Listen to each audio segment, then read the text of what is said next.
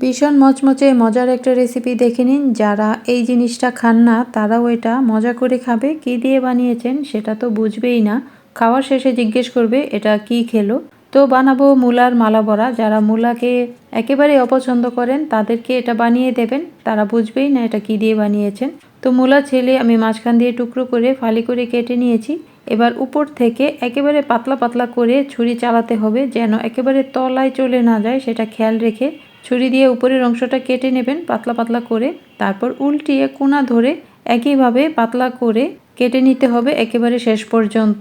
খুবই খেয়াল করে আস্তে আস্তে কাটবেন যেন তলায় চলে না যায়, তলায় চলে গেলে এটা টুকরা হয়ে যাবে। আর তারপর দেখুন এটা কি হয়, একেবারে নেটের মতো হয়ে গেছে।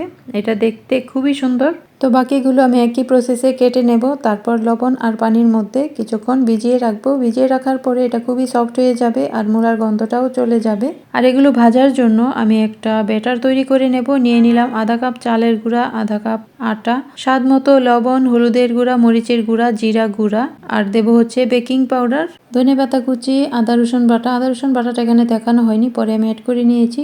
নর্মাল পানি দিয়ে পাতলাও না ভারীও না এমন একটা ব্যাটার করে নেব। তো পানিটা ছেঁকে নিয়েছি, দেখুন এটা ডাবল সাইজ হয়ে গেছে। যখন লবণ দিয়ে ভিজিয়ে রাখবেন একেবারে সফট হয়ে যাবে আর এরকম ডাবল হয়ে যাবে।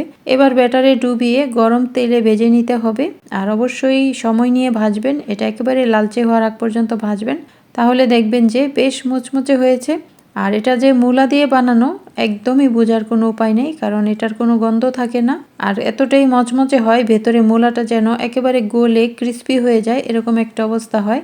এটা ভাত দিয়ে, পোলাও দিয়ে কিংবা বিকেলের নাস্তা হিসেবে খেতে পারেন। যারা মূলা একেবারেই খায় না, অপছন্দ করে, তাদেরকে এটা বানিয়ে দেবেন, সে বুঝতেই পারবে না এটা মূলা দিয়ে তৈরি। তো হয়ে গেল খুব সহজ আর ভীষণ কুড়মুড়ে এই রেসিপিটা। তো যারা এখনো এভাবে বানান নাই বানিয়ে খেয়ে দেখবেন, আর যারা বানিয়েছেন তারা তো এটা জানেনই এটা যে কতটা টেস্টি একটা রেসিপি। দেখুন ভেতরে মূলা দেখাই যাচ্ছে না, পুরোটাই মচমচে একটা দারুণ মজার জিনিস। তো ভালো থাকবেন, একেবারে সহজ সহজ রেসিপি দেখতে সাথেই থাকুন। আল্লাহ হাফেজ।